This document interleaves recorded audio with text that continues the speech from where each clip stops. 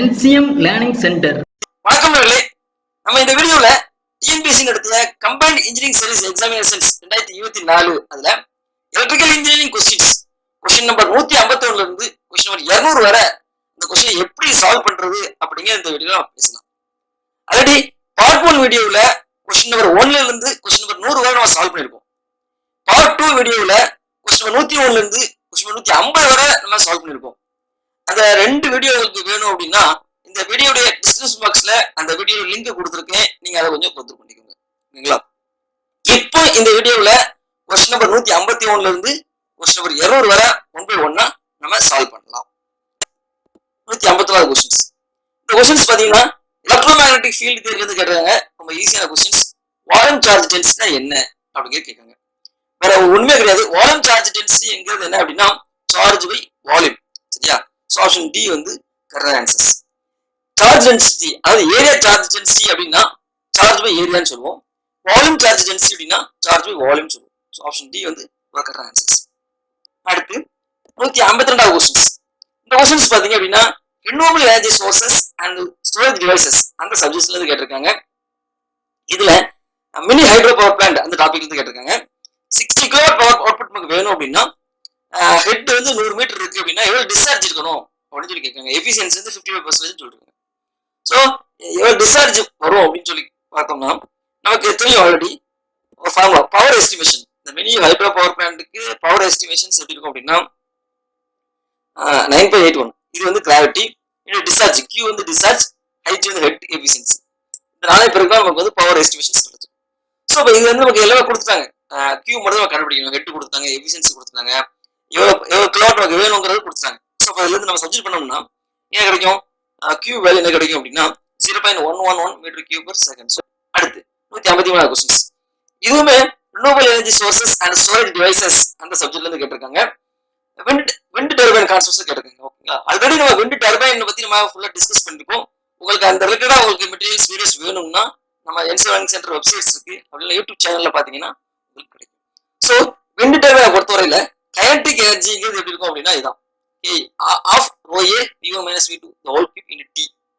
ஓகேங்களா? v1 வந்து speed, ஏரோடைய speed, பிளேடுக்கு முன்னாடி பிளேடுக்கு அப்புறம் அந்த மாதிரி ஸ்பீடு. ஓகே. ஸோ இங்க என்ன கேட்குறாங்கன்னா வெலாசிட்டி ஆஃப் விண்ட் வந்து எப்படி இருக்கும்? விண்ட் எனர்ஜிக்கும் வெலாசிட்டி ஸ்பீடுக்கும் உள்ள ரிலேஷன்ஸ் என்ன கேட்குறாங்க பார்த்தீங்கன்னா v கியூப், அதாவது ஸ்பீடு கியூப் தான் வரும். ஆப்ஷன் பி வந்து கரெக்ட் ஆன்சர்ஸ். இந்த ரிலேஷன்ஸ் வந்து பாத்தீங்க அப்படின்னா ஓகே. அடுத்து 154 கொஸ்டின்ஸ். மெஷர்மெண்ட்ஸ் வந்து கேட்டிருக்காங்க. 5 மெஷர்மெண்ட்ஸ் கொடுத்துருக்காங்க. 2, 4, 7, 8, 9 5 மெஷர்மெண்ட்ஸ் கொடுத்துருக்காங்க. நம்ம ஸ்டாண்டர்ட் டிவிஷன்ஸ் கண்டுபிடிக்கணும். எப்படி ஸ்டாண்டர்ட் டிவிஷன் கண்டுபிடிக்கிறது? ஸ்டாண்டர்ட் டிவிஷன் கண்டுபிடிக்கிறது ஃபர்ஸ்ட் மீன் கண்டுபிடிக்கணும். இந்த டேட்டாவுக்கு மீன் கண்டுபிடிக்கணும். மீன் கண்டுபிடிச்சா என்ன வரும்? எல்லாத்தையும் ஆட் பண்ணி டிவைட் பை நம்பர். மொத்தம் இங்க வந்து 5 டேட்டா இருக்கு. ஸோ அதனால 5 போட்டுச்சு. ஓகே. இப்போ எல்லாத்தையும் ஆட் பண்ணி டிவைட் பை நம்பர் 5 போட்டோம்னா நமக்கு என்ன வருது அப்படின்னா 6. ஏன் 5 போட்டுக்கோன்னா இங்க வந்து 5 நம்பர்ஸ் ஆஃப் டேட்டாஸ் 2, 4, 7, 8, 9 சும்மா 5 நம்பர்ஸ் டேட்டாஸ் இருக்கு. ஸோ அதனால n 5. ஓகே. மீன் வேல்யூ 5 கிடைச்சிச்சு. இப்போ ஸ்டாண்டர்ட் டிவிஷன் ஃபார்முலா தெரியும் நமக்கு. ஒவ்வொரு வேல்யூவையும் அந்த மீன்ல கழிச்சு ஸ்கொயர் ரூட் பண்ணிட்டோம்னா ஸ்கொயர் பண்ணி அதை மொத்தம் ரூட் பண்ணிட்டோம்னா ஸ்டாண்டர்ட் டிவிஷன் கிடைச்சிடும். ஸோ நம்ம என்ன பண்றேன்? x1ங்கிறது 2, 2 minus 4, 2 minus 4 போட்டா 4 கிடைக்கும். 4 ஸ்கொயர் 16. அடுத்து x2ங்கிறது 4 எடுத்துக்கலாம். 4 minus 6 2 வருது. 2 ஸ்கொயர் 4 கிடைச்சிடும். அடுத்து x3ங்கிறது 7, 7 minus 6 1 கிடைச்சிடும். 1 ஸ்கொயர் 1. அடுத்து x4 4, x4 4ங்கிறது என்ன வரும்? 8, 8 minus 6 2 வரும், 4 வரும். அடுத்து x4 5 பத்தி 9, 9 minus 6 3 வரும், 3 ஸ்கொயர் 9. இந்த மாதிரி எனக்கு கிடைச்சிருக்கு. இதுல இதை நான் சிம்பிளி பண்ணோம்னா எனக்கு என்ன ஆன்சர் 2.607 வரும். கிட்டத்தட்ட பார்த்தீங்கன்னா 2.92 மீட்டர் பர் செகண்ட்ஸ்க்கு ஈக்குவலா இருக்கும். ஆப்ஷன் பி வந்து ஆன்சர்ஸ். அடுத்து 155 கொஸ்டின்ஸ். இது renewable energy sources and storage devices வந்து கேட்டிருக்காங்க. நம்ம இதை என்ன கண்டுபிடிக்கணும்னா அவரேஜ் டெய்லி குளோபல் ரேடியேஷன்ஸ் நம்ம கண்டுபிடிக்கணும். ஸோ அதுக்கு ரிலேஷன்ஸ் ஃபார்முலாஸ் இருக்கு. ஸோ இதான் ஃபார்முலாஸ். இதுல எல்லா வேல்யூவும் given. Average global radiations HGA, அதுதான் நமக்கு வந்து அவரேஜ் டெய்லி குளோபல் ரேடியேஷன்ஸ். அதான் கண்டுபிடிக்கணும். அந்த H0 வேல்யூ கொடுத்துருக்காங்க. AB கான்ஸ்டன்ட் வேல்யூ கொடுத்துருக்காங்க. SC average measured length of day அது கொடுத்துருக்காங்க. SMax மேக்ஸிமம் சன்ஷைன் ஹவர்ஸ் கொடுத்துருக்காங்க. எல்லாமே கிவன். நமக்கு அன்னோன் பாராமீட்டர் வந்து அவரேஜ் டெய்லி குளோபல் ரேடியேஷன்ஸ் மட்டும் அன்னோன் பாராமீட்டர் சப்ஜெக்ட் பண்ணோம் அப்படின்னா நமக்கு என்ன கிடைக்கும் அப்படின்னா 1561 கிடைக்கும். ஸோ ஆப்ஷன் பார்த்தீங்கன்னா approximately equal to option A இருக்கு. ஆப்ஷன் ஏ வந்து ஓகேவா?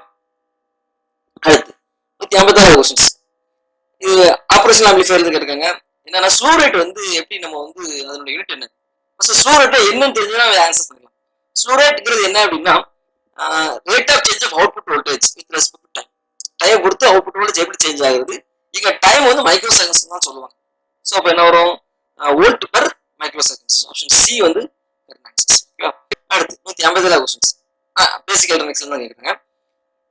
காமன் எமிட்டர் ஆம்பிளிஃபையருக்கு கரண்ட் கெயின் கொடுத்தாங்க, பீட்டா வேல்யூ. கலெக்டர் கரண்ட் கொடுத்துருக்காங்க, பேஸ் கரண்ட் அப்படி. ஜஸ்ட் ஒரு ஃபார்முலா தான். என்ன வரும்? கரண்ட் கெயின் ஃபார்முலா என்ன வரும்? ஒரு காமன் எமிட்டர் ஆம்பிளிஃபையருக்கு கரண்ட் கெயின் பீட்டா வேல்யூ பார்த்தீங்கன்னா ஐசி பை ஐபி. ஏன்னா எமிட்டர் வந்து காமன் அப்படிங்கும்போது என்ன வரும்? Collector current by base current தான் வரும் நமக்கு. ஏன்னா collector current output current, base current input current. So அதனால அவுட்புட் இன்புட் வந்து கலெக்டர் பை இன்புட். ஓகே, இங்க பார்த்தீங்கன்னா நமக்கு வேணும் ஐவி வேணும், மீதி எல்லாம் வேணும் கொடுத்துருக்காங்க. ஐசி கொடுத்தாங்க, பீட்டா கொடுத்தாங்க. டைரக்ட் சப்ஜெக்ட் பண்ணிட்டோம்னா நமக்கு என்ன வந்துடும்? ஐவியில் கண்டுபிடிச்சிடலாம். ஸோ ஐவி வேல்யூ என்ன வருதுன்னா 20 மைக்ரான் வருது. ஆப்ஷன் சி வந்து. ஓகே, அடுத்து 158 கொஸ்டின்ஸ். இதுவுமே பேசிக் எலக்ட்ரானிக்ஸ் வந்து கேட்குறாங்க. ரொம்ப ரொம்ப simple. Frequency at which amplifier gain வந்து 0 dB அப்படின்னு சொல்லியிருக்காங்க. 0 dB என்னது? 0 dB யூனிட்டி கெயின். இதே கார்னர் ஃப்ரீக்வன்சி 3 dBன்னு கொடுத்தாங்கன்னா நமக்கு கார்னர் ஃப்ரீக்வன்சி கொடுத்தது 0 dB கொடுத்துருக்காங்க. Unity gain correct. Option A வந்து கெயின் யூனிட்டியா இருந்ததுன்னா அதுக்கு டெசிபிள் எடுத்தோம்னா 0. ஓகேவா? ஆப்ஷன் ஏ வந்து. அடுத்து 159 கொஸ்டின்ஸ். ஆர்சி ஆம்பிளிஃபையர் அது என்ன கொடுக்கும் அப்படின்னு சொல்லி. ஸோ இது இந்த கொஸ்டின்ஸ் ஆன்சர் தெரியலனா கூட நம்ம ஆப்ஷன் எலிமினேட் பண்ணி பார்க்கலாம். RC amplifier less common number of component அப்படிங்கிறது வர வாய்ப்பே கிடையாது. ஆப்ஷன் சி வந்து கண்டிப்பா எலிமினேட் பண்ணிடலாம். மேக்ஸிமம் அவுட்புட் நம்ம எலிமினேட் பண்ணிடலாம். ஆப்ஷன் சி டி வந்து கண்டிப்பா எலிமினேட் பண்ணலாம். ஒன்னு எக்ஸ்டர்னல் இம்பிடன்ஸ் மேட்சிங்கா இருக்கும், இல்லைன்னா எக்ஸ்டர்னல் ஃப்ரீக்வன்சி ரெஸ்பான்ஸா இருக்கும். ரெண்டுல ஏதோ ஒன்று தான். ஸோ அப்போ இந்த இம்பிடன்ஸ் மேட்சிங்க்கு வந்து எது ரொம்ப யூஸ்ஃபுல்லா இருக்கும் அப்படின்னா டிரான்ஸ்ஃபார்மர் கப்புள்டு ஆம்பிளிஃபையர். அதுதான் இம்பிடன்ஸ் மேட்சிங் வந்து பெஸ்ட். டைப்ஸ் ஆஃப் கப்ளிங் படிச்சிருப்போம். Transformer coupling, RC coupling, direct coupling படிச்சிருப்போம். அதுல பாத்தீங்கன்னா இம்பிடன்ஸ் மேட்சிங்க்கு எந்த கப்ளிங் பெஸ்ட் அப்படின்னா transformer coupling best. RC amplifier RC coupling வந்து எதுக்கு பெஸ்ட் அப்படின்னா excellent frequency response for audio signals. Audio சிக்னல்ஸ்க்கு வந்து ஃப்ரீக்வன்சி ரெஸ்பான்ஸ் எக்ஸலண்டா கொடுக்கறதுக்கு அது பெஸ்ட். ஸோ அப்போ ஆர்சி ஆம்பிளிஃபையர் எதுக்கு வரும் அப்படின்னா இந்த excellent frequency response. Option B வந்து கரெக்டா இருக்கும். இது இம்பிடன்ஸ் மேட்சிங் கேட்டாங்கன்னா டிரான்ஸ்ஃபார்மர் கப்ளிங். அடுத்து 160 கொஸ்டின்ஸ். இதுவுமே பேசிக் எலக்ட்ரானிக்ஸ்ல இருந்து கேட்டிருக்காங்க. என்ன கொஸ்டின்ஸ் கேட்டிருக்காங்க? ஃப்ரீக்வன்சி வந்து எந்த ஆசிலேட்டர்ல வேரி பண்ண முடியாது அப்படின்னு கேட்குறாங்க. ஃபர்ஸ்ட் வந்து ஃபேஸ் ஷிஃப்ட் ஆசிலேட்டர் இருக்காங்க. ஃபேஸ் ஷிஃப்ட் ஆசிலேட்டர் அப்படிங்கிறது ஆர்சி ஃபேஸ் ஷிஃப்ட் ஆசிலேட்டர். அதுல ஆர் ரெசிஸ்டன்ஸ் கெபாசிட்டன்ஸ் காம்பவுண்ட வேரி பண்ணி நம்மளால ஃப்ரீக்வன்சியை மாற்ற முடியும். ஓகேவா? ஸோ அப்போ ஆப்ஷன் ஏ வந்து தப்பானது. அடுத்து ரெண்டாவது பார்த்தோம்னா ஹார்ட்லி ஆசிலேட்டர்ஸ் எடுத்துட்டோம் அப்படின்னா ஹார்ட்லி ஆசிலேட்டர் ஒரு எல்சி ஆசிலேட்டர்ஸ். அதுல இண்டிபெண்டன்ஸ் கெபாசிட்டன்ஸ் நம்ம வேரி பண்ணி ஃப்ரீக்வன்சி வேரி பண்ண முடியும். அது ஹால்பிட்ஸ் ஆசிலேட்டர் அப்படிதான். இண்டிபெண்டன்ஸ் கெபாசிட்டன்ஸ் வேல்யூ வேரி பண்ணி ஃப்ரீக்வன்சி வேரி பண்ண முடியும். பட் இந்த கிரைஸ்டல் ஆசிலேட்டர் தான் நமக்கு என்ன இருக்கும்? ஃப்ரீக்வன்சி கான்ஸ்டன்ட், ஒரு ஃபிக்ஸ்டு, அது மாற போறது இல்லை. அடுத்து 161 கொஸ்டின்ஸ். எலக்ட்ரிக்கல் மிஷின்ஸ் வந்து கேட்டிருக்காங்க. பிட்ச் ஃபேக்டர் கண்டுபிடிக்கணும். ஃபார் 5/6 ஆஃப் ஷார்ட் பிட்ச் இருக்கு. சரியா? ஸோ ஃபுல் பிட்ச்ங்கிறது என்ன வரும் அப்படின்னா 6ல் 6 இருந்ததுன்னா ஃபுல் பிட்ச். இங்க ஷார்ட் பிட்ச் கடைசி இருக்கிறது வந்து 5/6 இருக்கு. சரியா? அமௌண்ட் ஆஃப் ஷார்ட் பிட்ச் பார்த்தீங்க அப்படின்னா 1/6. ஏன்னா இந்த ரெண்டு கழிச்சோம்னா ஃபுல் பிட்ச்ல இருந்து ஆக்சுவலா இருக்கு. இது ஆக்சுவலா இருக்கக்கூடிய பிட்ச். ஷார்ட் ஆகி இவ்வளவு பிட்ச் இருக்கு, ஆக்சுவலா இருக்கு. ஸோ அப்போ அமௌண்ட் ஆஃப் ஷார்ட் பிட்ச் எவ்வளவு அமௌண்ட் ஷார்ட் ஆயிருக்கு அப்படின்னு பார்த்தோம்னா ஃபுல் பிட்ச் இந்த கழிச்சோம்னா நமக்கு 1/6 அமௌண்ட் வந்து ஷார்ட் ஆயிருக்கு. சரி, 6 வரணும், ஆனால் 5 வந்துருக்கு. அப்போ ஒரு மடங்கு வந்து நமக்கு வந்து கம்மியாயிருக்கு. ஸோ 6ல் 1 மடங்கு கம்மி. ஃபுல் பிட்ச் ஆங்கிள் பார்த்தீங்கன்னா 180 டிகிரி கவர் ஆகும். சரி, மொத்த கவர் ஆகுது 180 டிகிரி கவர் ஆகும். மொத்தம் 6. அப்போ 6 180 கவர் ஆகுதுன்னா 1 டிகிரி. ஸோ அப்போ angle of short pitch cover ஆகுது 1/6 180ல 1/6 அமௌண்ட். ஸோ 30 டிகிரி கவர் ஆகும். இப்போ பிட்ச் ஃபேக்டர்ங்கிறது என்ன வரும் அப்படின்னா கேபிசி காஸ் ஆல்பா/2. ஆல்பாங்கிறது angle of short pitch. So alpha வந்து 13 கொடுத்தாங்க. ஆல்பா வந்து 13 கண்டுபிடிச்சாச்சு. கல்குலேட் பண்ணோம்னா கேபி எனக்கு என்ன வரும் அப்படின்னா 0.966 கிடைக்கும். ஆப்ஷன் ஏ வந்து. ஓகே, அடுத்து 162 கொஸ்டின்ஸ். இண்டக்ஷன் மோட்டர் தான் கேட்டிருக்காங்க. ரொம்ப சிம்பிளானது. என்ன ரிலேஷன்ஸ், அதாவது கிராஸ் பவர் அவுட்புட்டுக்கும் ஏர் கேப் அவுட்புட்டுக்கும் என்ன ரிலேஷன்ஸ் கேட்குறாங்க. ரொம்ப சிம்பிள். நமக்கு தெரியும் ரோட்டர் இன்புட்டுக்கும் மெக்கானிக்கல் பவர் டெவலப்மெண்ட்டுக்கும் ரிலேஷன்ஸ் தெரியும். அதாவது பிஎம் சிக்னல் P2 × 1 - S. இங்க P2ங்கிறது என்னன்னா ரோட்டர் இன்புட். ரோட்டர் இன்புட்ங்கிறது என்ன அப்படின்னா ஏர் கேப். ரோட்டர் இன்புட்ங்கிறது ஏர் கேப். பிஎம்ங்கிறது மெக்கானிக்கல் பவர் டெவலப்மெண்ட் தெரியும். அதுதான் என்னன்னா கிராஸ் பவர் அவுட்புட். ஓகேவா? ஸோ இந்த ரெண்டு ரிலேஷன்ஸ் தெரியும். பிஎம் பை பி டூ பார்த்தோம்னா நமக்கு உண்மையான ஆப்ஷன் பி வந்து அடுத்து 203 கொஸ்டின்ஸ். டிரான்ஸ்ஃபார்ம் வந்து கேட்காங்க. ஹையர் ஃபிளக்ஸ் டென்சிட்டி இருந்ததுன்னா நமக்கு என்ன யூஸ்? நமக்கு flux density is equal to flux by area நமக்கு தெரியும். அப்போ ஃபிளக்ஸ் டென்சிட்டி கூடிச்சுன்னா கண்டிப்பா ஏரியா வந்து கம்மியாகும். சரியா? ஒரு இதுல டிரான்ஸ்ஃபார்மர்ல ஃபிளக்ஸ் டென்சிட்டி அதிகமா இருந்ததுன்னா கண்டிப்பா அதோட ஏரியா வந்து நம்ம கம்மி பண்ணிக்கலாம். ஏரியா கம்மியாகும். ஸோ ஏரியா கம்மியா என்ன ஆகும்? வெயிட் கேரியா வெயிட் வந்து குறையும். ஸோ அப்போ reduces the weight per area. Area கம்மியாச்சுன்னா வெயிட் கம்மியாகும்ல. அதான் ஆப்ஷன் ஏ கரெக்ட். அடுத்து 274 கொஸ்டின்ஸ். இதுவுமே எலக்ட்ரிக்கல் மிஷின்ஸ்ல இண்டக்ஷன் மிஷின்ஸ் கான்செப்ட் வந்து கேட்டிருக்காங்க. நம்மளோட அப்ஜெக்டிவ் இந்த கொஸ்டின் அப்ஜெக்டிவ் என்னன்னா ஃப்ரீக்வன்சி ஆஃப் ரோட்டர் கரண்ட் என்னங்க கண்டுபிடிக்கணும். ஃப்ரீக்வன்சி ஆஃப் ரோட்டர் சப்ளை கொடுத்தாங்க 50 ஹெர்ட்ஸ் கொடுத்தாங்க. ஸ்லிப் வந்து 2% கொடுத்தாங்க. அப்போ நமக்கு அந்த ரிலேஷன்ஸ் தெரியும். எஃப்ஆர் பை எஃப், அதாவது ரோட்டர் கரண்ட் ஃப்ரீக்வன்சிக்கும் நம்ம சப்ளை ஃப்ரீக்வன்சிக்கும் relations FR by F is equal to slip தெரிஞ்சது. நமக்கு அந்த இண்டக்ஷன் மிஷின்ஸ் கான்செப்ட்ஸ் பார்த்தீங்கன்னா உங்களுக்கு தெரிஞ்சிடும். ஸோ எல்லா வேலையும் கிவன் எஃப்ஆர் தான் கண்டுபிடிக்கணும். F value given, slip value given, டைரக்டா சப்ஜெக்ட் பண்ணி நம்ம என்ன ஃப்ரீக்வன்சி ரோட்டர் கரண்ட் கண்டுபிடிச்சிடலாம். ஸோ எஃப்ஆர் வேல்யூ 1 ஹெர்ட்ஸ் கிடைக்கும். ஆப்ஷன் ஏ வந்து ஓகே. அடுத்து 265 கொஸ்டின்ஸ். இதுவுமே எலக்ட்ரிக்கல் மிஷின்ஸ் தான். லேமினேஷன்ல நமக்கு என்ன பர்பஸ்? லேமினேஷன்ல கண்டிப்பா காப்பர்லாம் செலிமெண்ட் ஆக போறது இல்ல. ஆப்ஷன் சி டிஏவை எலிட் பண்ணிடலாம். லேமினேட் பண்ணதுனால காப்பர்லாம் செலிமெண்ட் ஆக போறது இல்ல. கோர் லாஸ் தான் எலிட் ஆகும். சரியா? ஸோ அப்போ ஆப்ஷன் ஏஆ இருக்கும், இல்லை ஆப்ஷன் பிஆ இருக்கும். இந்த ரெண்டுல ஏதாவது ஒன்று தான். லேமினேஷன் எப்போ போனா higher flux density, higher flux density இருக்கும்போது ஏரியா குறைச்சிடும். அப்போ கண்டிப்பா லேமினேட் பண்ணணும். சரி, அப்போ இன்சுலேஷன் கண்டிப்பா தேவைப்படும். ஸோ ஹையர் ஃபிளக்ஸ் டென்சிட்டி போக போக போக லேமினேஷன் ஸ்ட்ரென்த் நம்ம கூட்டணும். அப்போ எந்த ஆப்ஷன் கரெக்டாக இருக்கும்னா பி ஆப்ஷன் கரெக்டாக இருக்கும். ஹையர் ஃபிளக்ஸ் டென்சிட்டி போகும்போது தான் நமக்கு லேமினேஷன் மஸ்ட். சரி, அந்த இடத்துல கோர்ல சல்யூட் பண்றதுக்கு யூஸ் பண்ணுவாங்க. 166 கொஸ்டின்ஸ். கெப்பாசிட்டி டிரான்ஸ்டியூசர் எதுக்கு யூஸ் பண்ணுவாங்க? கெப்பாசிட்டி டிரான்ஸ்டியூசர் வந்து டைனமிக் மெஷர்மெண்ட்ஸ் மெஷர் பண்றதுக்கு யூஸ் பண்ணுவாங்க. டிஸ்பிளேஸ்மெண்ட், பிரஷர் இதெல்லாம் மெஷர் பண்றதுக்கு யூஸ் பண்ணுவாங்க. ஸோ ஆப்ஷன் ஏ வந்து ஒரு கரெக்டான தான். ரெண்டாவது பாத்தீங்க அப்படின்னா இந்த கெப்பாசிட்டி டிரான்ஸ்டியூசருடைய பிஹேவியர் பாத்தீங்கன்னா அது ஒரு ஹைபாஸ் ஃபில்டர் மாதிரி ஆக்ட் ஆகும். ஆப்ஷன் பியும் கரெக்ட். ஸோ அப்போ both option A and B வந்து அடுத்து 267 கொஸ்டின்ஸ். இது மெஷர்மெண்ட்ஸ் வந்து கேட்டிருக்காங்க. இன்னொன்று நம்பர் டென்சிட்டி கண்டுபிடிக்கணும். இப்போ எனக்கு இதுக்கு ஃபார்முலாவே தெரியல, எப்படி கண்டுபிடிக்கிறது? ரொம்ப சிம்பிள் தான். பாருங்க, இந்த கிவன் டேட்டா, இந்த கொடுத்துக்க டேட்டால இருந்து நம்ம என்ன பண்ணலாம்? ஃபார்முலா டெலிட் பண்ணிக்கலாம். நமக்கு என்ன வேண்டியிருக்கு? நம்பர்ஸ் பெர் மில்லிமீட்டர் வேண்டியிருக்கு. ஆப்ஷன் ஏல பாத்தீங்க, ஆப்ஷன் ஏபிசிடில பாத்தீங்கன்னா நமக்கு தேவை நம்பர்ஸ் பெர் மில்லிமீட்டர் தேவை. இங்க என்ன கொடுத்துருக்காங்க? நம்பர்ஸ் பெர் செகண்ட் கொடுத்துருக்காங்க. இங்க மீட்டர் பெர் செகண்ட்ஸ் கொடுத்துருக்காங்க. இந்த ரெண்டுல இருந்து நம்ம வந்து ஃபார்முலா நம்ம டெலிட் பண்ணிடலாம். இது நம்ம அப்ப என்ன வரும்? Numbers per metre, numbers per metre எப்படி கண்டுபிடிக்கிறதுனா numbers per second divided by metre per second போட்டா செகண்ட் கேன்சல் ஆகி நம்ம நம்பர் பெர் மீட்டர் கிடைச்சிடும். நம்பர் பெர் மீட்டர் கிடைச்சதுன்னா அதுக்கப்புறம் நம்ம நம்பர் பெர் மில்லிமீட்டர் கண்டுபிடிச்சலாம். ஈஸி தான். மீட்டருக்கும் மில்லிமீட்டருக்கும் உள்ள ரிலேஷன்ஸ் ஒரு மைனஸ் தெரியும். அது நமக்கு தெரிஞ்சு அது போட்டோம்னா கிடைச்சிருக்கும். சப்போஸ் நம்பர் பெர் மீட்டர் இந்த ரெண்டோட ரேஷியோ நம்ம எடுத்தோம்னா நமக்கு என்னுடைய 8000 கிடைக்கும்.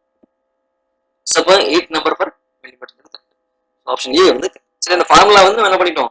அந்த கிபன்ல இருந்து நம்ம எடுத்தாச்சு. ஓகேவா? அடுத்து 168 கொஸ்டின்ஸ். பீசோமீட்டர் எதுக்கு யூஸ் ஆகும்? பீசோமீட்டர் வந்து எதுக்கு யூஸ் ஆகும்னா டேட்டா நம்ம குயிக் ஆன்சர் பண்ணிடலாம்.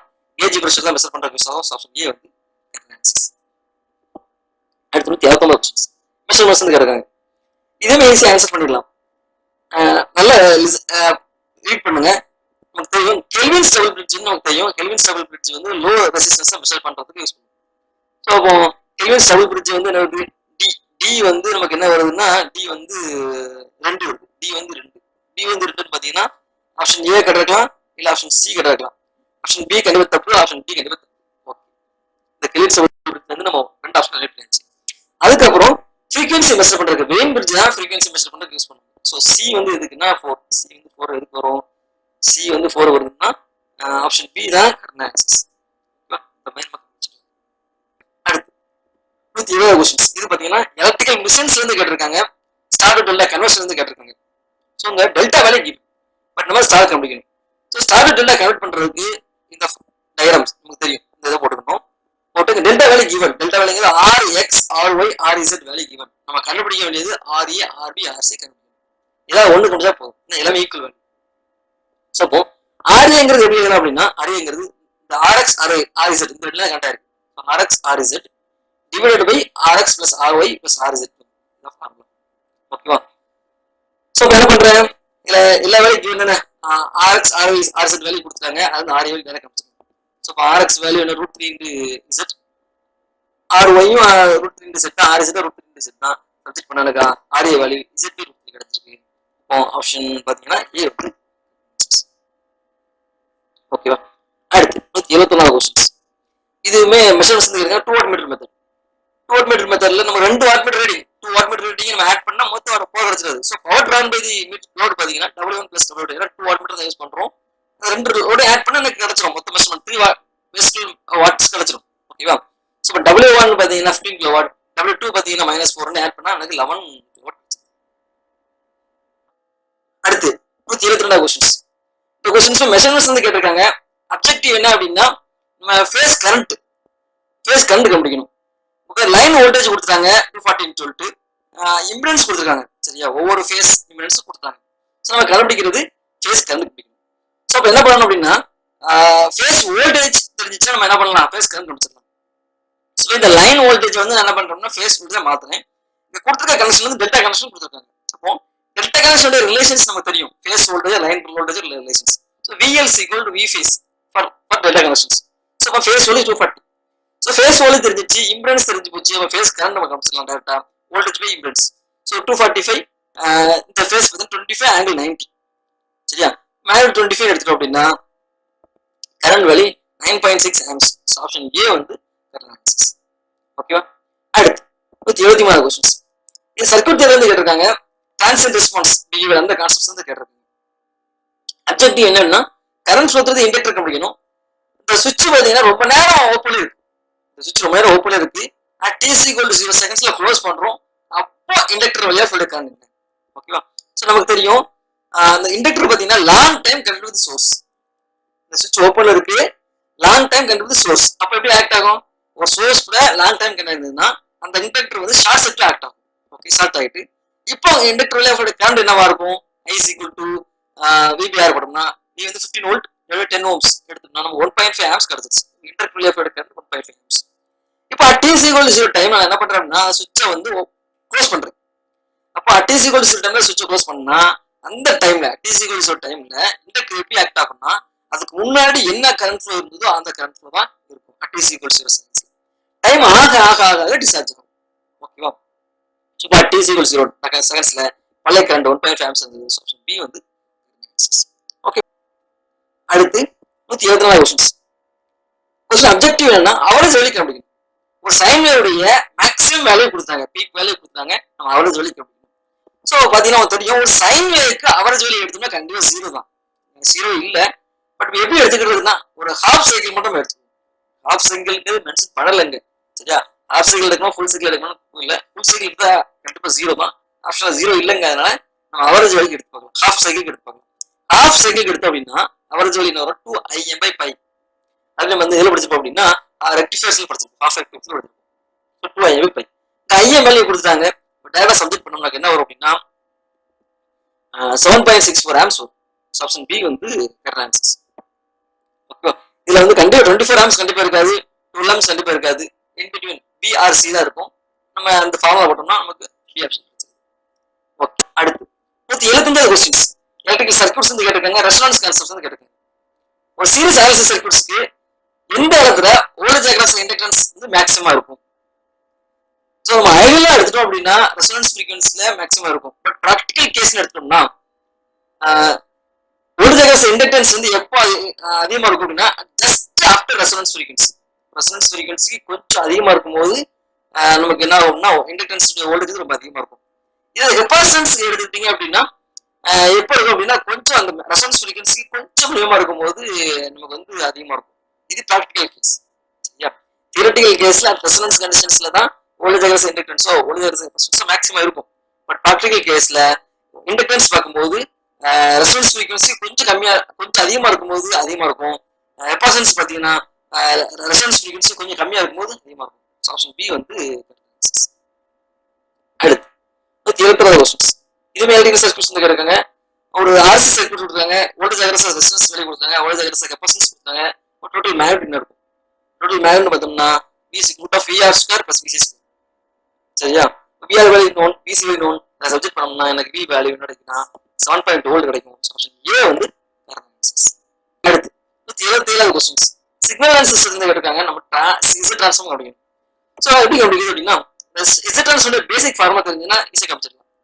இதான் பேசிக் formula x of z equal to summation of n equal to x of n z power minus.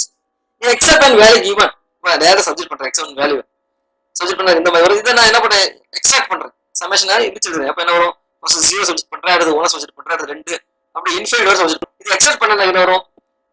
So first n equal 0 subject பண்ணோம்னா என்ன வரும்? n equal 0 சப்ஜெக்ட் பண்ணா z power 0 1 சோ 1 வந்துருது. அடுத்து n equal 1 subject பண்ணோம்னா 1 + 1 2 into z power -1 அடுத்து n equal 2 subject பண்ணோம்னா 3 z power -2 அந்த மாதிரி இப்படி எக்ஸ்ட்ரா ஆகி போயிட்டு இருக்கு. இதோட ஷார்ட் ஃபார்ம் என்ன பாத்தீங்கன்னா 1 - z power -1 whole power -2. ஏன்னா நமக்கு தெரியும் 1 + x whole power n அதோட ஃபுல் ஃபார்ம் என்ன வரும்? 1 + nx + n × n - 1 / 2 factorial x square + n × n - 1 × n - 2 / 3 factorial x வருது இல்லையா? அந்த ஈக்குவேஷன்ஸ் அதுல இருந்து நம்ம கண்டுபிடிச்சிடலாம். சோ ஆப்ஷன் ஏ வந்து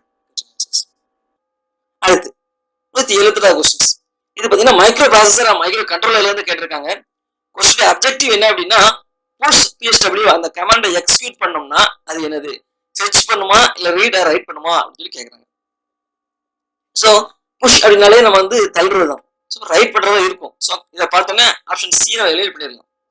இதுதான் அடுத்த ஆப்ஷன் கண்டுபிடிக்கிறதுக்கு புஷ் psw பத்தி ஃபுல்லா தெரியணும். புஷ் psw அப்படின்னா push accumulator and flag register on stack point. Stack பாயிண்டர்ல எப்பவுமே அட்ரஸ் இருக்கும். அந்த அட்ரஸ்ல வந்து அக்குமுலேட்டர் டேட்டாவையும் ஃபிளாக் ரெஜிஸ்டர் டேட்டாவையும் மூவ் பண்ணும். இதுதான் அந்த புஷ் psw வேலை.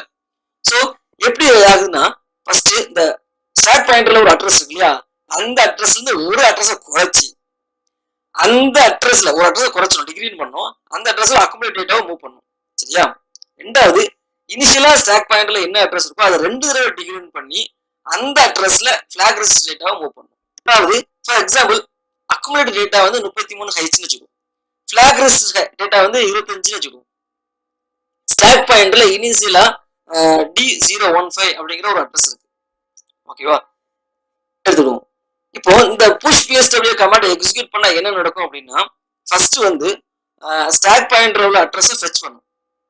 ஸ்டாக் பாயிண்டர் அட்ரஸை ஃபெட்ச் பண்ணும். ஃபெட்ச் பண்ணி என்ன பண்ணிடும்? D015 அப்படிங்கிறது புரிஞ்சுக்கிட்டு ஒரு டிகிரிமெண்ட் பண்ணும். ஒரு டிகிரிமெண்ட் என்னது? D014 அப்படின்னு ஒரு டேட்டா வருமா? அந்த அட்ரஸ்ல நம்ம என்ன பண்ணுவோம்? அக்குமுலேட்டர் டேட்டாவை மூவ் பண்ணுவோம். இப்போ D014 அட்ரஸ்ல இந்த அக்குமுலேட்டர் டேட்டாவை மூவ் பண்ணி வச்சிரும். அடுத்து ரெண்டாவது என்ன பண்ணும் அப்படின்னா இன்னொரு டிகிரின் பண்ணும். ஸ்டாக் பாயிண்டர் டேட்டா இன்னொரு டிகிரி பண்ணும். அப்ப என்ன வரும்? D013. ஓகேவா? அத ஃபிளாக் ரெஜிஸ்டர்ல டேட்டாவை என்ன பண்ணும்? அங்க மூவ் பண்ணும். சோ இப்போ எத்தனை தடவை ஃபெட்ச் பண்ணுதுன்னா ஸ்டாக் பாயிண்டர் டேட்டாவை ஃபர்ஸ்ட் ஃபெட்ச் பண்ணுது, அக்குமுலேட் டேட்டாவை ஃபெட்ச் பண்ணுது, ஃபிளாக் ரெஜிஸ்டர் டேட்டா ஃபெட்ச் பண்ணுது. மொத்தம் 3 டேட்டா ஃபெட்ச் பண்ணுது. ஓகேவா? சோ 3 ஃபெட்சிங்கிறது வரும். எத்தனை ரைட் பண்ணுது அப்படின்னா 2 அக்குமுலேட் டேட்டாவை ஒரு ரைட் பண்ணும், ஃபிளாக் ரெஜிஸ்டர் டேட்டாவை ஒரு தடவை ரைட் பண்ணும். மொத்தம் 2 தடவை ரைட் பண்ணும். சோ அப்போ 3 ஃபெட்ச் 2 ரைட். சோ ஆப்ஷன் பி வந்து கரெக்ட் ஆன்சர்ஸ். ஓகேவா? அடுத்து 179 क्वेश्चंस. இதுவே மைக்ரோ ப்ராசஸர் மைக்ரோ கண்ட்ரோலர்ல இருந்து கேட்டிருக்காங்க. இது பார்த்துட்டு ஆன்சர் பண்ணிடலாம். 8255 ல IO பின்ஸ் எத்தனை இருக்கும்? சரி, இதெல்லாம் டக்குனு ஆன்சர் பண்ணணும். இதுல 24 IO பின்ஸ் இருக்கும். சோ ஆப்ஷன் சி வந்து கரெக்ட். அடுத்து 180 क्वेश्चंस. இதுவே மைக்ரோ ப்ராசஸர் மைக்ரோ கண்ட்ரோலர்ல இருந்து கேட்டிருக்காங்க. என்னன்னா எந்த டேட்டா ட்ரான்ஸ்ஃபர் வந்து ரொம்ப ஸ்பீடா இருக்கும் கேக்குறாங்க. சோ இதையும் பார்த்துட்டு ஆன்சர் பண்ணிடலாம். டைரக்ட் மெமரி ஆக்சஸ் தான் ரொம்ப ஸ்பீடா இருக்கும். ஏன்னா அதுல வந்து மெமரி வந்து டைரக்டா கொடுத்துருப்பாங்க. டைரக்டாவே கிவன். ஒரு மெமரில இருந்து இன்னொரு மெமரிக்கு டேட்டா ட்ரான்ஸ்ஃபர் நடக்கணும். அந்த அட்ரஸ் வந்து டைரக்டாவே கொடுத்துருப்பாங்க. அப்போ ஈஸியா அந்த அட்ரஸ்ல இருந்து இந்த அட்ரஸ்க்கு டேட்டா ட்ரான்ஸ்ஃபர் ஆயிரும். இது எது மேப்பிங் பண்ணிருந்தாங்கன்னா அட்ரஸ் வந்து ஒரு மெமரியில போய் உள்ள இருக்கும். ஸோ ஃபர்ஸ்ட் அந்த மெமரியை ரீட் பண்ணணும், அந்த மெமரியில போய் அந்த அட்ரஸை ரீட் பண்ணணும், அதுக்கப்புறம் அந்த அட்ரஸ்ல இருந்து இந்த அட்ரஸ்க்கு டேட்டா ட்ரான்ஸ்ஃபர் நடக்கணும். சரி, 2 தடவை ஒரு எக்ஸிக்யூட் ஆகிற மாதிரி இருக்கும். பட் வந்து டைரக்டா மெமரி கொடுத்தாங்கன்னா அந்த மெமரிக்கு அந்த அட்ரஸ்க்கு வந்து டேட்டா ட்ரான்ஸ்ஃபர் நடக்கும். ஸோ அப்போ ஸ்பீடா இருக்கும். அதனாலதான் ஆப்ஷன் டி வந்து கரெக்ட் ஆன்சர்ஸ். அடுத்து 184 क्वेश्चंस. பால்கானிக்ஸ் வந்து கேட்டிருக்காங்க. சாப்பர்ல எப்படி இருக்கும் கேக்குறாங்க. இந்த 4 ஸ்டேட்மெண்ட் கொடுத்துருக்காங்க. அந்த 4 ஸ்டேட்மெண்ட்ல எது வந்து ட்ரூன்னு கேட்கறாங்க. ஃபர்ஸ்ட் ஸ்டேட்மெண்ட் என்ன அப்படின்னா இன்புட் வோல்டேஜ் வந்து கண்டினியூஸ் வோல்டேஜா இருக்கும். சாப்பர் என்ன நடக்கும்? டிசி வோல்டேஜ் வந்து ஸ்டெப் அப் பண்ணும், இல்லை ஸ்டெப் டவுன் பண்ணும். ஸோ இன்புட் வந்து ஒரு கன்வினியஸ் வோல்டேஜ் தான். டிசியோட கன்வினியஸ் வோல்டேஜ். ஸோ ஸ்டேட்மெண்ட் 1 வந்து கரெக்டான ஸ்டேட்மெண்ட் தான். அப்படி பார்த்தோம்னா ஆப்ஷன் எலிமினேட் பண்ண முடியுமா அப்படின்னா ஆப்ஷன் பி வந்து எலிமினேட் பண்ணிடலாம். ஏன்னா அது வந்து ஸ்டேட்மெண்ட் 1 வந்து கரெக்டான ஸ்டேட்மெண்ட் அப்படின்னு சொல்லல. சரியா? ஸோ ஆப்ஷன் பி வந்து எலிமினேட் பண்ணலாம். மற்ற ஏ சிடி அதுல வந்து ஃபர்ஸ்ட் ஸ்டேட்மெண்ட் வந்து கரெக்ட்னு சொல்லியிருக்காங்க. அடுத்து ரெண்டாவது ஸ்டேட்மெண்ட் பார்க்கலாம். ரெண்டாவது ஸ்டேட்மெண்ட் பார்த்தோம்னா இந்த வேவ் ஆஃப் அவுட்புட் வோல்டேஜ் டிஸ்கன்டினியூஸ் கொடுக்குறாங்க. அவுட்புட் கண்டிப்பா டிஸ்கன்டினியூஸ் தானே. சாப்பர்ல வந்து சுவிட்ச் வச்சு ஆன் ஆஃப் மாத்தி மாத்தி ஆன் ஆஃப் பண்ணுவோம். ஸோ கொஞ்சம் ஆன் டைம் ஆஃப் டைம் மாறி மாறி வரதுனால தான் அவரேஜ் அவுட்புட் வோல்டேஜ் மாறுது. ஸோ இப்போ அங்கே வந்து கண்டிப்பா அவுட்புட் வோல்டேஜ் வந்து டிஸ்கன்டினியூஸாக தான் இருக்கும். ஆன்ல இருக்கும், ஆஃப்ல இருக்கும், ஆன்ல இருக்கும், ஆஃப் இருக்கும், டிஸ்கன்டினியூஸ். ஸோ ஆஃப் இருக்கிறதுனால அது கன்டினியூ ஃபீல்டு கிடையாது. ஓகேவா? ஸோ ரெண்டாவது ஸ்டேட்மெண்ட் கரெக்டான ஸ்டேட்மெண்ட் தான். ரெண்டாவது ஸ்டேட்மெண்ட் கரெக்டான ஸ்டேட்மெண்ட் பார்க்கும்போது ஆப்ஷன் வேற ஆப்ஷன் எலிமினேட் பண்ண முடியும் அப்படின்னா ஆப்ஷன் சி எலிமினேட் பண்ணிடலாம். ஏன்னா அதுல வந்து ரெண்டாவது ஆப்ஷன் கரெக்டான ஸ்டேட்மெண்ட் சொல்லலை. ஓகே, அடுத்த ஒரு பாயிண்ட், சாப்பர்ல பாத்தீங்கன்னா சாப்பிங் ஃப்ரீக்வன்சி பீரியட் வந்து எப்பவுமே கான்ஸ்டன்டா இருக்கும். டி வந்து கான்ஸ்டன்ட் தான்.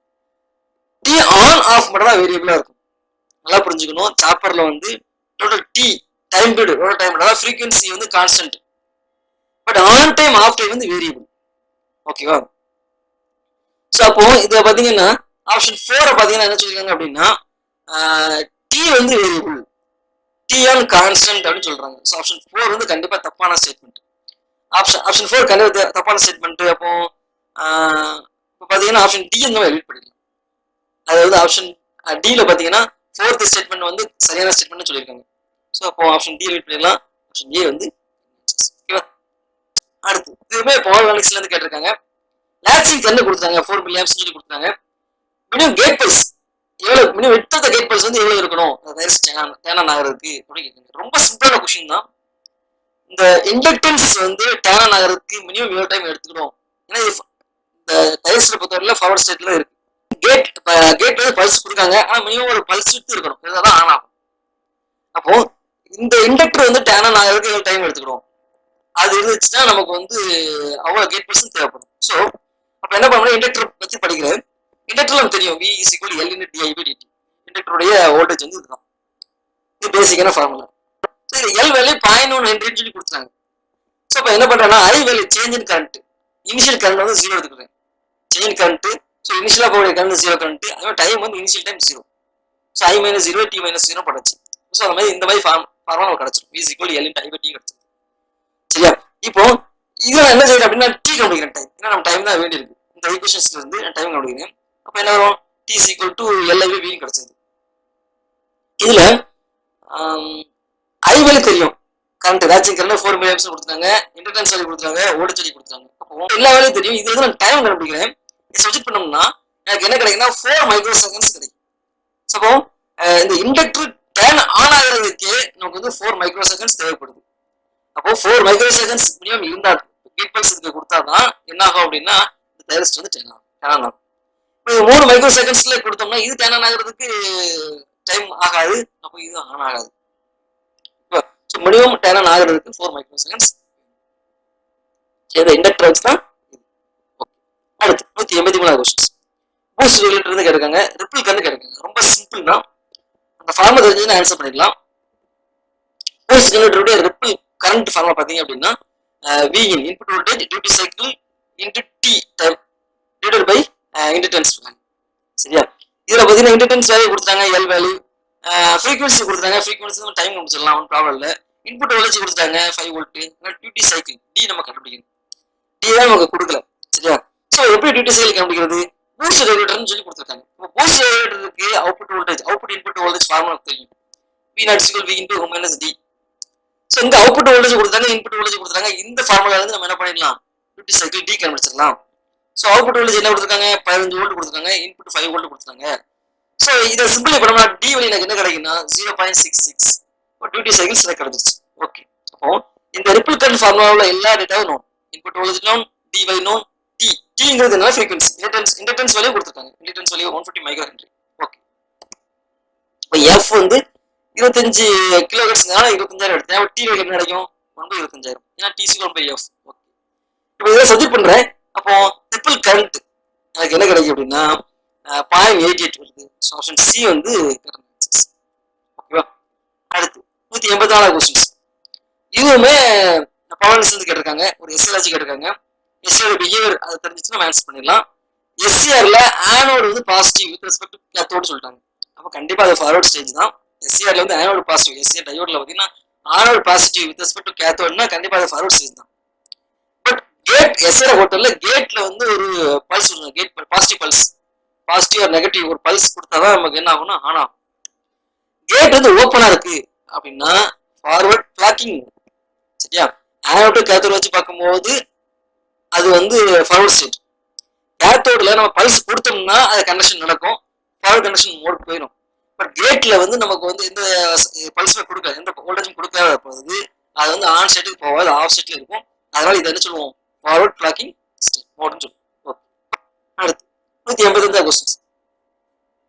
ஒரு கம்பெனி எலக்ட்ரிக்கல் எனர்ஜி டிரான்ஸ்மிஷன் பண்றதுக்கு எந்த கம்பெனி ரெஸ்பான்சிபிள் கேட்காங்க. Option A generation. Generation corporation.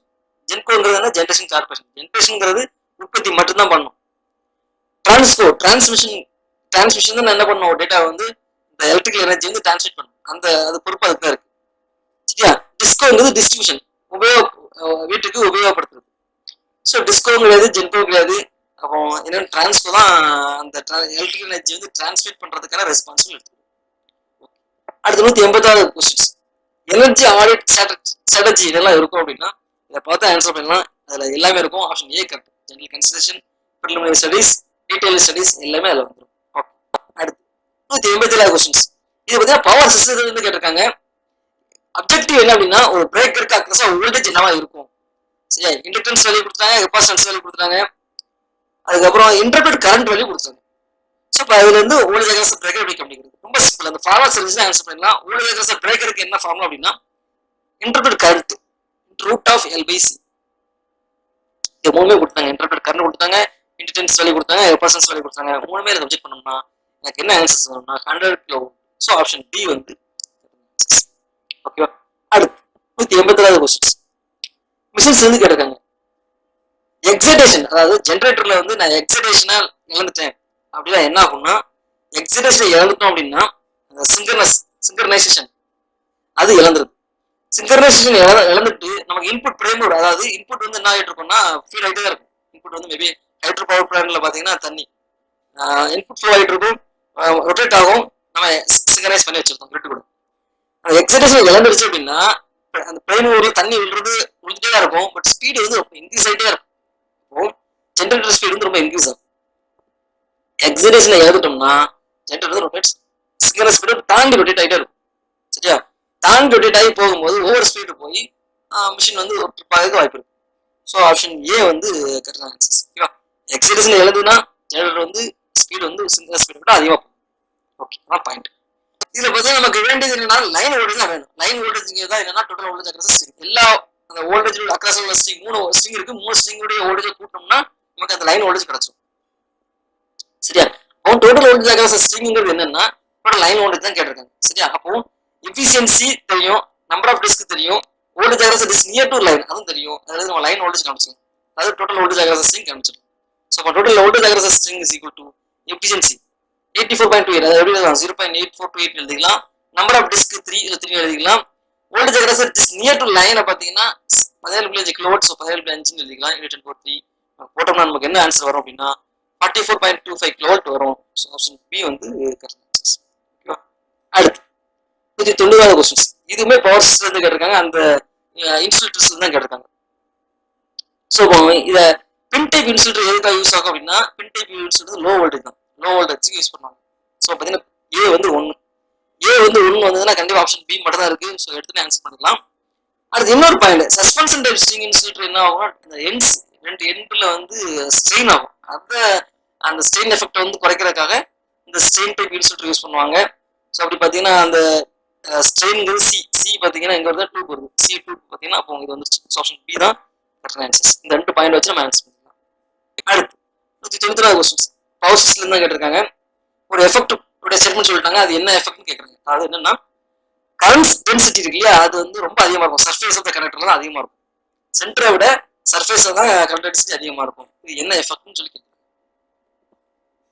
Proximity எஃபெக்ட்னு பார்த்தோம்னா ஹை அல்டர்னேட்டிங் நம்ம கொடுக்கும்போது அது இந்த கரண்ட் வந்து நான் யூனிஃபார்மா இருக்கும், நான் யூனிஃபார்மா டிஸ்ட்ரிபியூட் ஆகும். அந்த கண்டக்டர்ல வந்து நான் யூனிஃபார்மா கரண்ட் வந்து டிஸ்ட்ரிபியூட் ஆகி போயிட்டு இருக்கும் ஹை வோல்டேஜ் இருக்கும்போது. அந்த எஃபெக்ட் வந்து ப்ராக்சிமிட்டி எஃபெக்ட் சொல்றாங்க. அடுத்து ஃபெரண்ட் எஃபெக்ட்ங்கிறது என்னன்னா ரிசீவிங் எண்ட் வோல்டேஜ் வந்து சென்டிங் எண்ட் வோல்டேஜ் விட அதிகமாக இருக்கும். ஆக்சுவலி சென்டிங் எண்ட் வோல்டேஜ் அதிகமாக இருக்கணும். பட் இந்த எஃபெக்டால ஃபெரண்ட் எஃபெக்டால நமக்கு என்ன இருக்கும், ரிசீவிங் எண்ட் வோல்டேஜ் வந்து சென்டிங் எண்ட் வோல்டேஜ் அதிகமா இருக்கும். இந்த எஃபெக்ட் வந்து ஃப்ரெண்ட் இருக்கும். கண்டிப்பா கூலும்ஸா இருக்காது.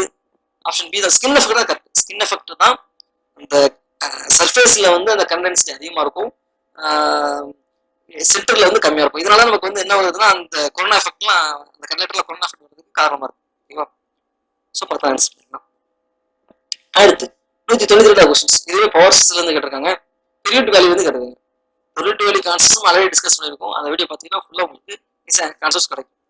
இதில் நம்ம கண்டுபிடிக்க வேண்டியது என்னன்னா எக்ஸ்பெரிமெண்ட் நியூ கண்டுபிடிக்க வேண்டியது. நமக்கு எக்ஸ்பெரிமெண்ட் ஃபார்முலா தெரியும் தான் ஃபார்முலா. ஸோ இதில் பார்த்தீங்கன்னா எக்ஸ்பெரிமெண்ட் ஓல்டு பார்த்தீங்க அப்படின்னா 5 per unit. Experiment old value தெரியும். VA பேஸ் நியூ பார்த்தீங்கன்னா 100 MVA. இங்கே கொடுத்துருக்குது நியூ வேல்யூஸ். நியூ வந்து VA பேஸ் நியூ வந்து 100 MVA. ஸோ 110/6 போட்டுக்கலாம். VA பேஸ் ஓல்டு பார்த்தீங்கன்னா இங்கே கொடுத்துருக்குது 50 MVA. ஓகேவா? அடுத்து V பேஸ் ஓல்டு பார்த்தீங்கன்னா இந்த 22 kV. அது வந்து V base old. V base நியூங்கிறது 220 kV. இந்த வேலையை சப்ஜெக்ட் பண்ணோம்னா எனக்கு எக்ஸ்பெரிமெண்ட் நியூ வேல்யூ கிடைக்கிற 0.1 per unit கிடைக்கும். ஆப்ஷன் டி வந்து கரெக்ட் ஆன்சர்ஸ். அடுத்து 193 கொஸ்டின்ஸ். பார்த்தீங்கன்னா கண்ட்ரோல் சிஸ்டம் கேட்டிருக்காங்க.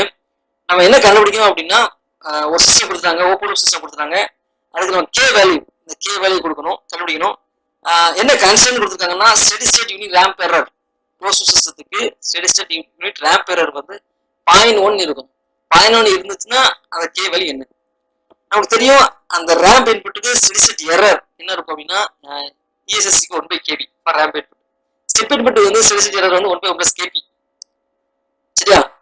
பரபோலிக் இன்புட் வந்து ஸ்டெடி ஸ்டேட் எரர் வந்து 1/ka. அது தெரிஞ்சுதான். கேவிங்கிறது என்னன்னா velocity error constant. Limit s → 0 s × js hs. அப்போ js வேல்யூ நமக்கு தெரிஞ்சிருச்சு. js வேல்யூ தெரிஞ்சிருச்சு.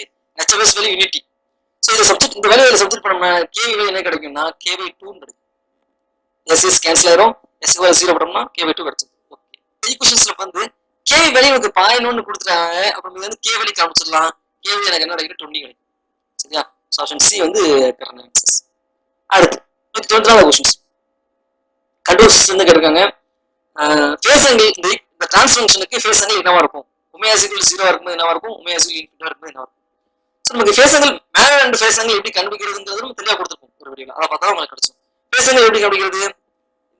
இந்த டிரான்ஸ் ஃபங்க்ஷன் ஃபேஸ் ஆங்கிள் பார்த்தீங்கன்னா tan inverse of 0.5 omega minus tan inverse of 0.5 omega கிடைக்கும். நியூமரேட்டர் உள்ளது மேலே வந்துருது. So positive, denominator negative. Okay. இப்போ ஒமேகா = 0ன்னு சப்ஜெக்ட் பண்ண என்ன வரும்? ஒமேகா = 0ன்னு சப்ஜெக்ட் பண்ணும்போது tan inverse of 0 minus tan inverse of 0. tan inverse of 0 வந்து 0. ஸோ அப்போ ஒமேகா = 0 இருக்கும்போது பை வேல்யூ 0 கிடைக்கும். ஓகே. அடுத்து ஒமேகா = ∞ இருக்கும்போது என்ன இருக்கும்? tan inverse of ∞ங்கிறது 90. ஸோ tan inverse of ∞ங்கிறது 90. இது 90 கிடைக்கும். இது 90. ஸோ அப்போ என்ன வரும்? நமக்கு 0 தான் கிடைக்கும். ஒமேகா ∞ இருக்கும்போது ஃபேஸ் ஆங்கிள் வேல்யூ 0 இருக்கும். ஸோ ஆப்ஷன் ஏ வந்து கரெக்ட் ஆன்சர்ஸ். ஓகேவா? அடுத்து 95 கொஸ்டின்ஸ். கண்ட்ரோல் சிஸ்டம் கேட்டிருக்காங்க. ரொம்ப சிம்பிளான கொஸ்டின்ஸ். சிக்னல் ஃப்ளோ கிராஃப் எதுக்கு யூஸ் பண்ணுவாங்க? சிக்னல் ஃப்ளோ கிராஃப் எதுக்கு யூஸ் பண்ணுவாங்க? டிரான்ஸ்ஃபங்க்ஷன் கண்டுபிடிக்க யூஸ் பண்ணுவாங்க. மாஸ் அண்ட் கெயின் ஃபார்முலா இருக்கு. டிரான்ஸ்ஃபங்க்ஷன் கண்டுபிடிக்க யூஸ் பண்ணுவாங்க. ஸோ பார்த்தோன்னே ஆன்சர் பண்ணுவாங்க. அடுத்து 196 கொஸ்டின்ஸ். இதுவுமே கண்ட்ரோல் சிஸ்டத்தை கேட்டிருக்காங்க. ஒரு சிஸ்டம் கொடுத்தாங்க, டிரான்ஸ்ஃபங்க்ஷன் கொடுத்தாங்க. ஸ்டேபிள் சிஸ்டமா, அன்ஸ்டேபிள் சிஸ்டமா, minimum phase system, non minimum system எப்படி கண்டுபிடிக்கிறது? இந்த போல்ஸ் லொகேஷனை வச்சு இந்த சிஸ்டம் வந்து ஸ்டேபிளா இல்ல அன்ஸ்டேபிளா கண்டுபிடிச்சிடலாம். இங்க பாத்தீங்கன்னா போல்ஸ் வந்து 2 போல்ஸ் இருக்கு. 2 போல்ஸுமே லெஃப்ட் பேஸ்ல இருக்கு. ஸோ இந்த சிஸ்டம் வந்து கண்டிப்பா ஸ்டேபிள் சிஸ்டம் தான். ஓகேவா? ஸோ ஆப்ஷன் ஏ, பி வந்து எலிமினேட் பண்ணிடலாம். ஒன்னு சியா இருக்கும் இல்ல டியா இருக்கும். அடுத்து இந்த 0 லொகேஷனை வச்சு நம்ம மினிமம் பேஸ் சிஸ்டமா, நான் மினிமம் பேஸ் சிஸ்டம் சொல்லிடலாம். 0 லொகேஷன் வந்து இங்க பாத்தீங்கன்னா ரைட் சைடுல இருக்கு. எஸ் = 2 வந்துருது. அப்போ 0 வந்து ரைட் சைடுல வரதுனால இந்த சிஸ்டம் வந்து நான் minimum phase system. So option D வந்து கரெக்ட் ஆன்சர்ஸ். அடுத்து 196 கொஸ்டின்ஸ். இது எலக்ட்ரோமேக்னெட்டிக் ஃபீல்டு தேர்வு கேட்கற மாதிரி இருக்கு. கெப்பாசிட்டர் வந்து சார்ஜ் ஸ்டோர் பண்ணும். கரெக்ட் தான். இது அது ரீசன் என்ன அப்படின்னா இந்த plates of condenser are conductive அப்படின்னு சொல்றாங்க. அந்த கண்டென்சர் அந்த பிளேட் வந்து கண்டிப்பா கண்டக்டிவ் தான். ரெண்டுமே சரியான பதில் தான், சரியான ஸ்டேட்மெண்ட் தான். பட் அந்த ஏக்கு ரீசன் வந்து இது கிடையாது. சார்ஜ் வந்து ஸ்டோர் பண்றதுக்கு ரீசன் இது கிடையாது. So both A and R true, but R is not a correct explanation of A. Option B வந்து கரெக்ட் ஆன்சர்ஸ். ஓகேவா? பார்த்து ஆன்சர். 196 கொஸ்டின்ஸ். இதுவுமே எலக்ட்ரோமேக்னெட்டிக் ஃபீல்டு இருந்து கேட்டிருக்காங்க. கெப்பாசிட்டன்ஸ் அந்த கான்செப்ட்ஸ் வந்து கேட்டிருக்காங்க. இது நம்ம என்ன கண்டுபிடிக்கணும் அப்படின்னா அந்த கொஸ்டின்ஸ்ல மேக்ஸிமம் டைஎலக்ட்ரிக் சார்ஜ் இந்த கெப்பாசிட்டர் வந்து எவ்வளவு சார்ஜ் மேக்ஸிமம் இருக்கும் அப்படின்னு சொல்லி கேட்குறாங்க. ஸோ நமக்கு கெப்பாசிட்டன்ஸ் ஃபார்முலா தெரியும். Capacitance equal to charge potential basic formula. So நம்ம சார்ஜ் தான் கண்டுபிடிக்கணும். கெப்பாசிட்டன்ஸ் வேல்யூ அந்த பொட்டன்ஷியல் வேல்யூ தெரிஞ்சிச்சா நம்ம சார்ஜ் வேல்யூ கண்டுபிடிச்சிடலாம். நம்ம கண்டுபிடிக்க வேண்டியது மேக்ஸிமம் சார்ஜ் கண்டுபிடிக்க வேண்டியிருக்கு. அப்போ இந்த ஈக்குவேஷன்ஸ் நான் எப்படி எழுதுறேன் அப்படின்னா maximum charge is equal to capacitance into potential maximum potential. Capacitance வந்து மாறப்போறதில்ல, பட் பொட்டன்ஷியல் வந்து அதிகமாக இருந்ததுன்னா சார்ஜ் அதிகமாக இருக்கும். கெப்பாசிட்டன்ஸ் ஃபார்முலா தெரியும். A capacitance is equal to A into epsilon by d. டிங்க திக்னஸ். அடுத்து விஎம் வேல்யூ கண்டுபிடிக்கணும். விஎம்ங்கிறது என்னன்னா மேக்ஸிமம் வோல்டேஜ். மேக்ஸிமம் வந்து பிரேக் டவுன் வேல்யூ கொடுத்தாங்க. Break down value break down unit பார்த்தீங்கன்னா வோல்ட் பர் சென்டிமீட்டர். இப்போ இந்த யூனிட்ல இருந்து நம்ம என்ன பண்ணிடலாம், ஃபார்முலா டெரைவ் பண்ணிடலாம். மேக்ஸிமம் வோல்டேஜ்ங்கிறது என்னன்னா பிரேக் டவுன் வோல்டேஜ் இன்டு அந்த பிட். அது மல்டிப்ளை பண்ணா எனக்கு என்ன கிடைச்சிரும், மேக்ஸிமம் வோல்டேஜ் கிடைச்சது. ஸோ அப்போ இந்த விஎம் வேல்யூ கெப்பாசிட்டன்ஸ் வேல்யூ இந்த ரெண்டு ஃபார்முலாவையும் இந்த கியூ ஈக்குவேஷன்ஸ்ல சப்ஸ்டிட் பண்ணோம்னா எனக்கு என்ன வரும் அப்படின்னா கியூ இஸ் ஈக்குவல் டு இந்த டி இந்த டி கேன்சல் ஆகி நமக்கு என்ன கிடைக்கும், A epsilon into break down voltage கிடைக்கும். So A value known, epsilon value known, break down voltage known. Substitute பண்ணோம்னா எனக்கு என்ன கிடைக்கும்னா Pm is equal to 12.54 by microcoulomb. So option C வந்து கரெக்ட். அடுத்து 10th क्वेश्चंस. இது எலக்ட்ரோ மேக்னெட்டிக் ஃபீல்ட் தியரில இருந்து கேட்டிருக்காங்க. என்னன்னா கரண்ட் மேக்னெட்டிக் கரண்ட் என்னவா இருக்கும், அதாவது ஒரு ஒயரை வந்து எல் லென்த் இருக்கு, அதை அப்படி பெண்ட் பண்ணி ரவுண்டா பெண்ட் பண்ணி அதுல கரண்ட் பாஸ் பண்ணோம்னா அது மேக்னெட்டிக் ஃபீல்ட் என்ன இருக்கும், அந்த சென்டர்ல மேக்னெட்டிக் ஃபீல்ட் என்ன இருக்கும். ஸோ நம்ம ஈஸியாக ஆன்சர் பண்ணிடலாம். நமக்கு தெரியும் ஒரு சர்க்குலர் காயிலுக்கு வந்து மேக்னெட்டிக் ஃபீல்ட் என்ன இருக்கும் அப்படின்னா P is equal to mu naught I by 2R. ஒரு சர்க்குலர் காயிலுக்கு சென்டர்ல மேக்னெட்டிக் ஃபீல்ட் ஃபார்முலா இதுதான். சரியா? இங்க வந்து ஆர்ங்கிறது என்ன, ரேடியஸ் ஆஃப் தி சர்க்கிள், இந்த காயோட ரேடியஸ் அதான் ஆர். நமக்கு என்ன கொடுக்குறாங்க, எல் தான் கொடுத்துருக்காங்க, லென்த் தான் கொடுத்துருக்காங்க. ஸோ அப்போ அந்த ஒயர் வந்து லென்த் என்ன பண்றேன்னா சர்க்கிளை மாத்துறேன். அப்போ எல் என்ன வரும், எல் சிக்கல் 2/r ரேடியஸ் தெரியும். ஆனா எல் வந்து சுத்தணும்னா சர்க்கம்ஃபரன்ஸ், எல் சிக்கல் 2/r கிடைச்சிடும். ஸோ இப்போ நான் என்ன பண்றேன், ஆர் வந்து இருந்து காமிச்சிடலாம். ஆர் சிக்கல் என்ன வரும், எல் பை 2/r கிடைச்சிடும். இந்த வேல்யூல அந்த பி மேக்னெட்டிக் ஃபீல்ட்ல சப்ஸ்டிட் பண்ணோம்னா என்ன வரும்னா பி சிக்கல் to mu naught I by இந்த ஆருக்கு பதிலாக இன்னொரு எல் பை 2/r கிடைக்குமா. ஸோ எனக்கு இந்த மாதிரி கிடைச்சிடும். ஸோ இதை இருந்து ஐ வரைக்கும் காமிச்சிடலாம். கரண்ட் தான் கண்டுபிடிக்க இருக்கு. ஸோ இது ஐ கண்டுபிடிச்சோம்னா ஐ சிக்கல் என்ன வரும் அப்படின்னா BL by mu naught by option B வந்து கரெக்ட் ஆன்சர். ஓகேவா? அடுத்து 2வது क्वेश्चंस, இந்த வீடியோட கடைசி क्वेश्चंस. கொஸ்டின் அப்ஜெக்டிவ் என்ன அப்படின்னா ஒரு பர்டிகுலர் காயில் இருக்கு, 300 டர்ன்ஸ் இருக்கு, ஒயர் லென்த் கொடுத்துட்டாங்க, திக்னஸ் கொடுத்துட்டாங்க, கரண்ட் கொடுத்துட்டாங்க, அதில் போகக்கூடிய அப்போ எம்எஃப் என்ன இருக்கும். அதாவது ஒரு காயில கரண்ட் ஃப்ளோ இருந்தாலே நமக்கு எம்எஃப் ஜெனரேட் ஆகும். டர்ன்ஸ் விட்டு கரண்ட் எல்லாம் கொடுத்தாங்க, இப்படி கொடுத்தாங்கன்னா அது எம்எஃப் என்ன இருக்கும். ஸோ எம்எஃப் ஒரு காயில கரண்ட் ஃப்ளோ இருக்கு, அதுல வந்து எம்எஃப் எப்படி இருக்கும் அப்படின்னா கரண்ட் இன்டு டர்ன்ஸ் தான், டிரான்ஸ்ஃபார்மரோட பேசிக்ஸ் தான். பிரைமரி காயில நான் என்ன பண்ணிருக்கேன், சுத்திருக்கேன். அதில் வோல்டேஜ் என்ன, இண்டக்ஷன் வோல்டேஜ் என்ன இருக்கும் அப்படின்னா அது ரெண்டு கரண்ட் போயிட்டு இருக்கு, டர்ன்ஸ் அந்த ரெண்டு மல்டிப்ளை பண்ணா நமக்கு எம்எஃப் கிடைச்சிடும். ஸோ இதில் கரண்ட் பார்த்தீங்கன்னா கொடுத்தாங்க 5 × 10⁻³ 5 மில்லி ஆம்ஸ் கொடுத்தாங்க, டர்ன்ஸ் வந்து 3000 டர்ன்ஸ் கொடுத்தாங்க. ஸோ ரெண்டு மல்டிப்ளை பண்ணா எனக்கு என்ன 15 ஆம்பியர் டர்ன்ஸ். யூனிட்ல இருந்தே நம்ம ஆன்சர் பண்ணிடலாம், ஃபார்முலா டெலிவர் பண்ணிடலாம். அதான் பாருங்க ஆப்ஷன்ல பாருங்க ஆம்பியர் இன்டு டர்ன்ஸ். அப்போ என்ன பண்ணணும், கரண்ட்டையும் டர்ன்ஸையும் மல்டிப்ளை பண்ணணும். சில கொஸ்டின்ஸ்க்கு வந்து நம்ம ஃபார்முலா தெரியட்டா கூட நம்ம இந்த ஆப்ஷன்ல இருந்து அந்த கிவன் யூனிட்ல இருந்து நம்ம என்ன பண்ணலாம், ஃபார்முலாவை டெரைவ் பண்ணிடலாம். அந்த மாதிரி டெரைவ் பண்ண முடியும்னு பாருங்க. ஓகேங்களா? இது ஓகே. இந்த இதுக்கு நமக்கு ஈஸி ஃபார்முலா தெரியும். இல்ல சில கேஸ் ஃபார்முலா தெரியாத பட்சத்துல அந்த கிவன்ல இருந்தே நம்ம ஃபார்முலா டெரைவ் பண்ண முடியும். இந்த கொஸ்டின்ஸ் உங்களுக்கு ஃபார்முலா தெரியலன்னா யூனிட் பாருங்க ஆம்பியர் இன்டு டர்ன்ஸ். அப்ப என்ன வரும், ஆம்பியருக்கு கரண்ட்டையும் டர்ன்ஸையும் மல்டிப்ளை பண்ணா கிடைச்சிருக்கு. நம்ம என்சைன்மென்ட் செட்ல கண்டினியூஸா நம்ம என்ன பண்ணிட்டு இருக்கோம், ஒரு கவர்மெண்ட் எக்ஸாமினேஷன்ஸ் தான் மெட்டீரியல்ஸ் ப்ரொவைட் பண்ணிட்டு இருக்கோம். கண்டினியூஸா வாட்ச் பண்ணுங்க. உங்களுக்கு ஏதாவது டவுட்ஸ் இருக்கு இந்த வீடியோல, இல்ல ஏதாவது ஒரு வீடியோ உங்களுக்கு டவுட் இருக்கு அப்படின்னா நம்ம என்சைன்மென்ட் செட்ல வாட்ஸ்அப் குரூப் இருக்கு, அதில் போஸ்ட் பண்ணுங்க. Good, thank you. Thanks for watching. Click the subscribe button and hit the bell icon for notification. Like, comment and share.